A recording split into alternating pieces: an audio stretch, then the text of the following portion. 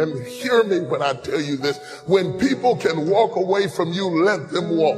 When people can walk away from you, let them walk. Everything you're going through is preparing you for what you ask God for. You just got to quit tripping while you're in the process, because the process is necessary. You may not see it now, but when he gets you on the other side of it, you're going to see exactly why it went that way. And you're going to be okay with it. But quit tripping during the process. Oh, Lord, why me? You ain't the only one. Oh, Lord, why me? You ain't the only one. Oh, Lord, why I lose my job? You ain't the only one unemployed. Oh, Lord, why he leave me? You ain't the first chick got left. Lord, if I could just stay with him a little bit longer. Maybe you don't need him. Maybe he the reason you ain't got nothing now. Well, I don't want to leave him because I've been with him 8 years. Well, hold up. Whoa. You want 8 more years of this? Let his monkey ass go. But now, God can't give you what you want because you want to hold on to what you got. You all in the way. Now you telling him how to bless you. You can't tell God how to bless you. It's a simple process. The only reason I'm telling you this, because this is how I made it. I just do me. I'm just being me. I stay uniquely who I am because you are okay just the way you are, because God made you uniquely who you are. He wanted you to be just like you are. God uses people to help move us toward our destiny. But here's the key. You can't become so dependent on people that you're getting your worth and value out of how they treat you.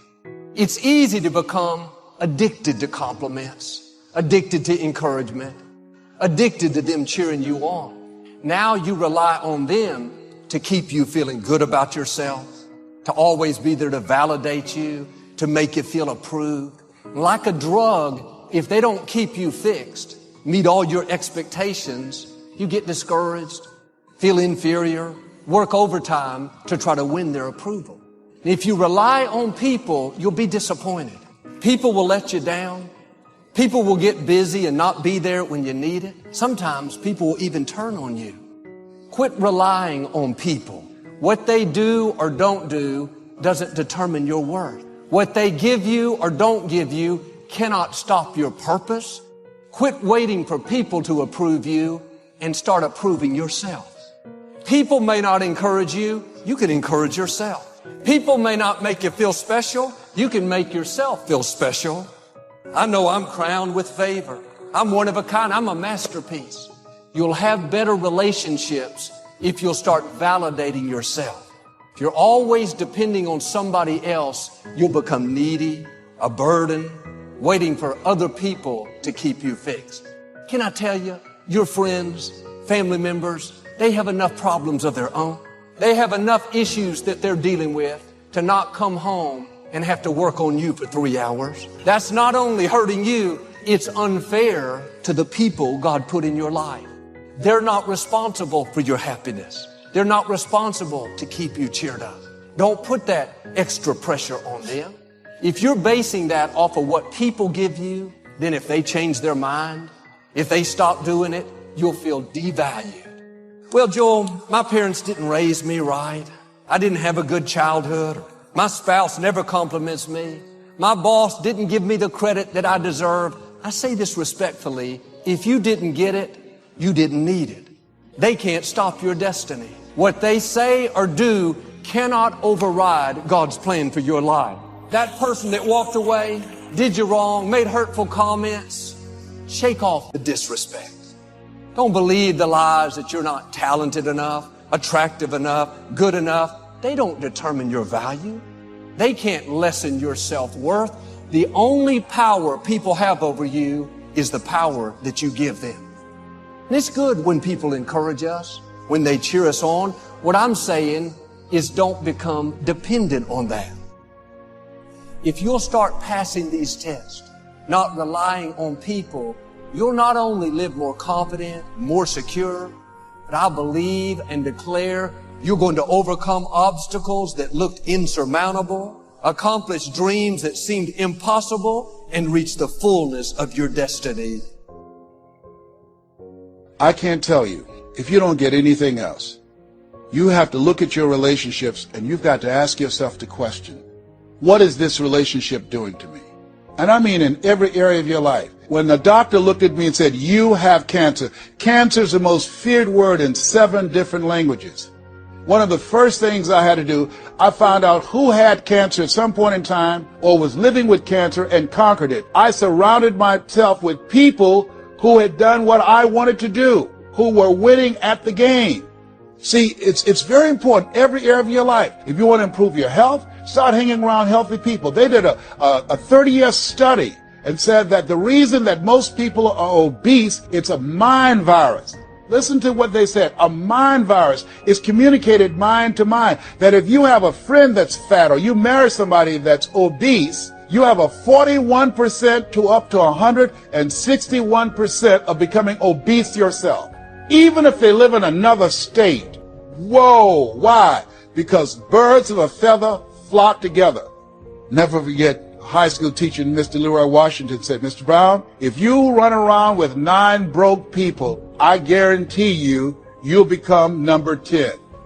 Whoa, think about that. Part of your mindset development, not only listening, not only reading, but you have got to look at your relationships, upgrade your relationships, and continue to evaluate them and make sure they're an asset to you and not a liability. My son John Leslie is a motivational speaker. He has a saying, who should you count on and who should you count out? See, there's some relationships that can start out real positive, and then sometimes we outgrow people. Have you ever outgrown someone? Somebody you used to be close to, used to be your bosom buddy, and then you haven't been together for a time, and then when you get together, you have absolutely nothing in common. Sometimes it happens with family members. My twin brother, it's a strained conversation because he's talking about, Les, did you hear who died? No, I don't get up reading the obituary column. I'm glad my name is not there. Hello, I don't care. I'm focusing on living. Our conversations are so different. Isn't it interesting how you can be raised in the same family, same circumstances, by the same parents and end up dramatically different? It's called life. Never underestimate the power of influence. What an important statement.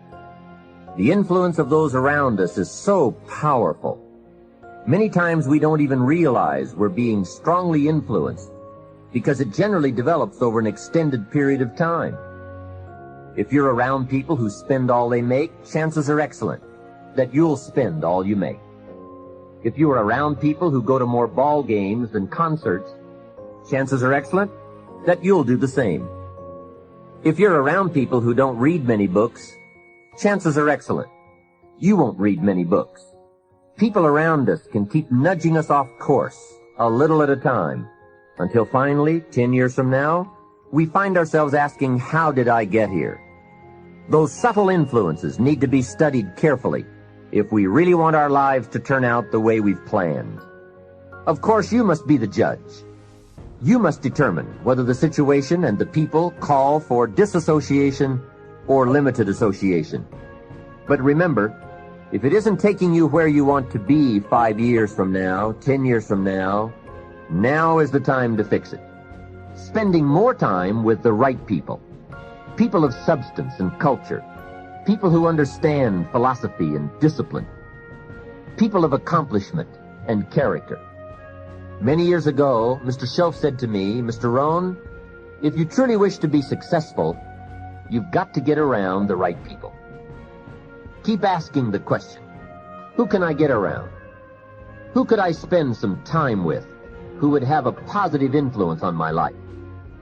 Don't pick up your plan, especially your financial plan, from unsuccessful people.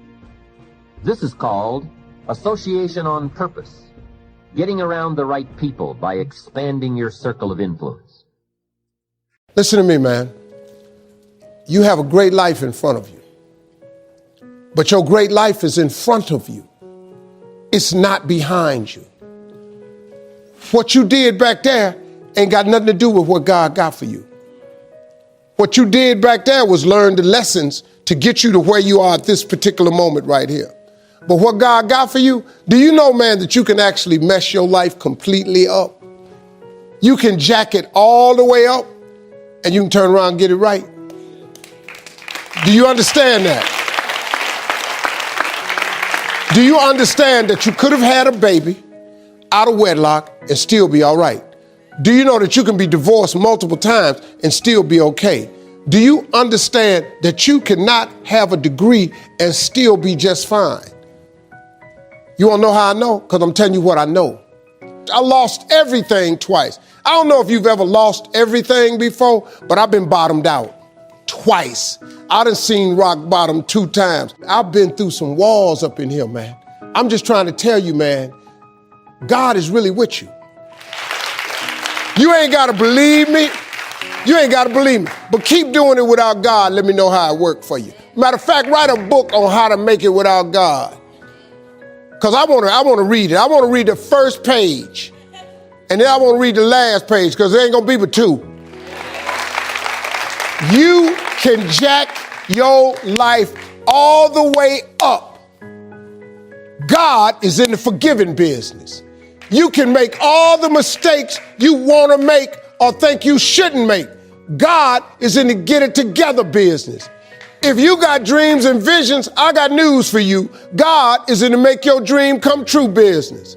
He did it for me. How he won't do it for you? A lot of y'all better than me. I'm just going to flat out tell you. Most of y'all ain't done what I had to do to get to where I am today.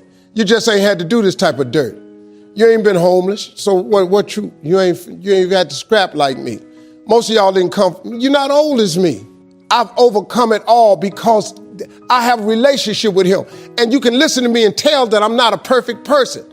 I am not a perfect Christian. I have my flaws. I am a flawed human being. But guess what? You are too. You ain't got it all together. I dare you to say you do. I make a lot of money, man. But guess what? I ain't got it all together. I'm hurting. I'm hurting, man. Everybody tripping through something. Everybody, I don't care who you are. You're going through something. But if you got God, you can make it. I'm just telling you this little piece of information. I don't see most of y'all most of the time. So you're sitting here, you're kind of looking at me a little bit odd. Why Steve talking like this stuff? I'm just trying to put you on game. Because let me tell you, all y'all want to be successful. And you want to be happy, but you got to get there. It's a shortcut to getting there. The shortcut to getting there is the relationship with God. If you try it without him, you're going to fail miserably.